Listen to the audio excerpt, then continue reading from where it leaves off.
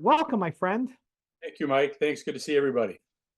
Richard, why don't you tell us a little bit about where your business was at before you enrolled, and then some of the things you've put in place to switch kind of the direction of where you were going? Yeah, happy to do that. So, really quickly through COVID and since 2020, probably May, my business was fantastic and it was a success story. And blah, blah, blah. Rich Matthews and his company, Granite Consulting, are great. However, the economy hit in 2023 up here in Canada and things started to go a bit sideways. So, instead of figuring out how to change, I just accepted that and said, well, the economy's tough. Let's just keep moving forward. And the money was coming. We had a lot of money in the bank, but it was coming out and nothing was going in. And it wasn't until the winter time I said, if I keep doing this, I'm going to be broke. I need to figure this out. We need to figure something out. And I had all these doubts in my head. And I said, I got to go find coaching. I probably went to about 5 different sessions. And it took me about 10 minutes of listening to Mike and Francis speak to know that I'd found a home. And what we did was, what I said was, I had all these reasons to say, no, I don't want to do it. No, it costs too much money. No, it's too much time. It's not going to work. I know everything. And I'm telling you, it was the best money that I've ever spent. If you could charge me double, but you're not going to, but you could charge me double and I'd do this. Damn contracts. And Kevin, I'll tell you, when I've been listening to you, it's like, I'm going to come to your house and make you pay. That was the exact same position you were in, man. And it's my business from 6 weeks ago till now is on track to get where it was 2 years ago in 6 weeks. And I keep wanting to jump ahead of the program, but I'm not going to. I'm going to believe and trust in all the work that Francis and Mike have put into this. And every day is better than the day before. Honest to God. What are some specific shifts you did in changing your planning, your implementation that allowed that kind of rapid result in 6 weeks? I think probably the metrics. For whatever reason I'm a pretty competitive guy. When you look at the metrics, and at first I'm going, this is so hokey. Geez, this is bullcrap. But as soon as you start believing in the metrics, and if you come in with an open mind, you're going to be successful.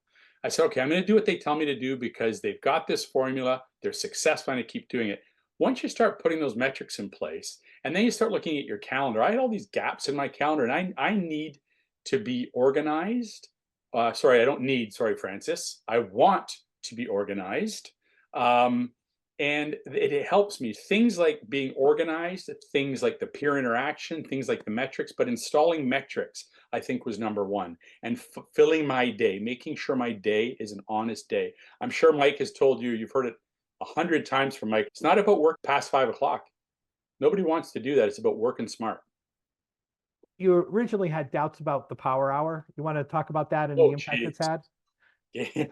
That, I tell you, everything that I've learned, I wasn't looking forward to these power hours that they talk about, but what it is, it's a peer group. So my cohort started in August. We have our own, and we may branch that out, but we're comfortable working with each other. But I joined one a day for an hour. There's people who have two a day. And what it is, it's an hour and you come prepared and you've got a list of people that you're going to call and you have a plan. And you're blasting through 50 calls and you are more productive in that hour, especially at the beginning, than I was the rest of my day. So some days I do two. Mondays I do two because I hate Mondays. They get in my way, they slow me down, and I won't let them do it anymore. So I pack my Mondays with power hours. How many people do you typically, I know every hour is a little bit different, but if you had to average it out, how many conversations are you having with quote unquote people that don't pick up the phone anymore in an hour? In an hour. So yesterday I had 4 in total. And one of my metrics, everyone who's listening, was 5 a day. In an hour, I got 4, which used to take me a full day to do. Today was a tough day. I had 22 dials. I had someone tell me that they're not interested, go away. But I did have someone say, hey, let's book a call. I had 1. So I would say typically the answer is 3 in 1 hour. Okay. So on a very average $300,000 desk in this business, you got to talk about 8 to 10 people a day. And you're talking to a third of them in an hour, in 1 hour. So you have all the other 6-7 hours a day or maybe 5 or 6 hours a day to prep, debrief, close, plan all the other parts. One of the things you were telling Cheyenne is addressing and eliminating behaviors and thoughts that distracted you and things like fears. What did you do? Because that's a huge part for people. What are some of the tips you can give others on that? Just believe Francis and her team does a really great job of getting you to think differently and asking you to think differently. The first couple of times I was a bit embarrassed But then I said, embarrassed about to who?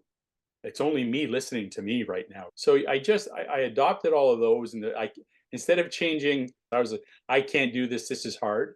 I simply say, no, I can. I can. I don't think anyone on this call has less than a year experience. So you're a subject matter expert. Believe it. And that was the biggest thing for me. And I've been at this for 17 years, but my confidence was kicked in the shins for the last 6 to 8 months. And I didn't think I could ever come back. And I'm thrilled.